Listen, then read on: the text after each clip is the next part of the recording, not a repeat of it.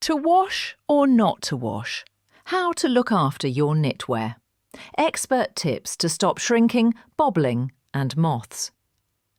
Wool is an incredible natural fibre. It has insulating properties, is moisture-wicking and breathable, and completely biodegradable. It's also the most recycled clothing fibre in the world, according to Woolmark, and can be recycled into new wool by mechanically shredding and respinning the fibres, or unknitting garments and using the wool again. Wool also has a reputation for being difficult to care for. But is it? I caught up with experts to find out the best ways to clean and care for your knitwear, so you can keep your roll necks, cardies and cable knits looking beautiful and in use for as many years as possible. To wash or not to wash? We've all shrunk a favourite wool jumper in the wash, so what if the answer was not to wash your knitwear at all? It just needs a rest in between wears, says knitwear designer Genevieve Sweeney. Hanging it outside on a fresh day does it such good and springs it back to life. Ruth Alice Rands, founder of British knitwear company Hurd, agrees. For knitwear containing any kind of wool, it's best to wash as little as possible. Wool is naturally rich in lanolin, which means it shrugs off odours and spills, so often an airing will restore it to condition. Replace washing with steaming. The British weather doesn't always allow for hanging your knitwear outside to refresh it, which is where a hand steamer comes into play. Steaming is a great tool in the maintenance of knitwear and works well for refreshing and returning a garment to shape, says Rands. Be sure to always let it dry flat after steaming, as per washing. Every wash, no matter how gentle, stresses the fibres, adds Frege Levenhaupt, co-founder at clothing care brand Steamery. Steaming, on the other hand, refreshes the garment instantly. It smooths out creases, removes odours, kills bacteria, and brings the fibres back to life. Can you unshrink knitwear? While it is possible to stretch a shrunken knit, the results will depend on how much it has shrunk. It will probably never be quite the same again. If it's a little tight or slightly felted, giving the sweater a good steam to get the fibres relaxed, then giving it a gentle stretch can fix it, says Sweeney. For bigger disasters, try soaking it in a bath of baby shampoo before pressing out the water and laying it flat on a towel. Stretch the knit, pulling down lengthways, then across the width, she says. You want to relax the fibres again, so avoid heat and let it air dry.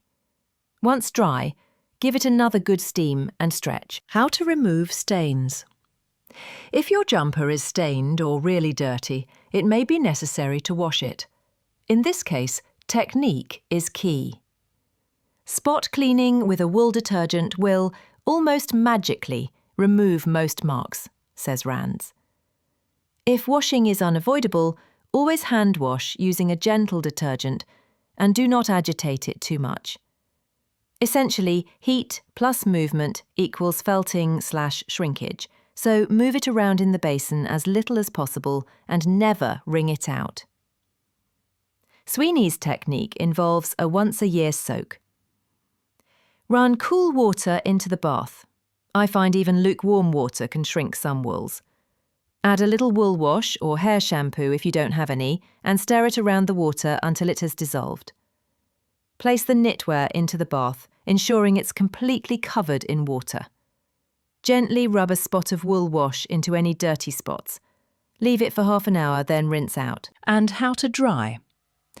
Never wring out your wet knitwear.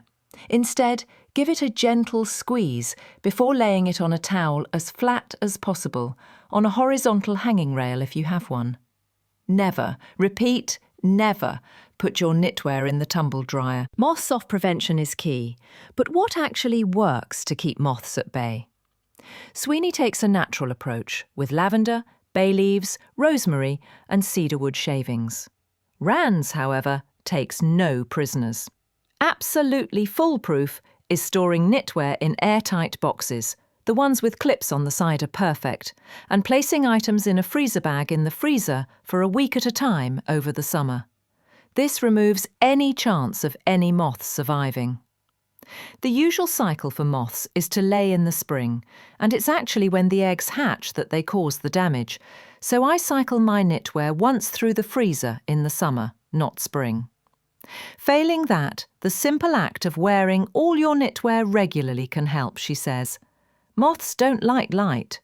Knitwear stored in dark places for extended periods of time is appealing to moths, so ideally it would be regularly worn or given the freezer treatment in the summer to ensure the eggs never hatch.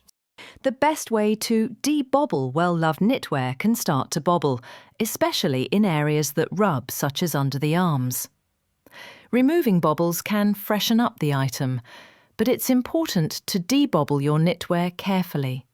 Sweeney uses a cedarwood comb every few months, while Rands gently pulls the bobbles off as and when they appear. There is no fixed rule for how often. It depends entirely on how frequently and actively the garment is worn, says Levenhaupt. Some knits might need a quick touch-up every few wears, others only occasionally. Embrace visible mending. Creatively and visibly mending knitwear has become increasingly popular as we better understand the value of the fabrics, fibres and clothing we wear. And there are services all over the country that can repair your knitwear. One of my favourites was a customer who repaired his Vivienne Westwood jumper that was full of moth holes, says Daisy Harvey, founder of the Loom app, which connects people with skilled creatives who can fix their worn-out items. He collaborated with an embroiderer on a falling leaves design. It completely transformed the piece into something even more special. For larger holes on areas such as elbows, consider patches. And when your woolen jumper has finally gone beyond the point of salvation, check that it's a 100% natural fibre, and if so, cut it up and add it to the compost.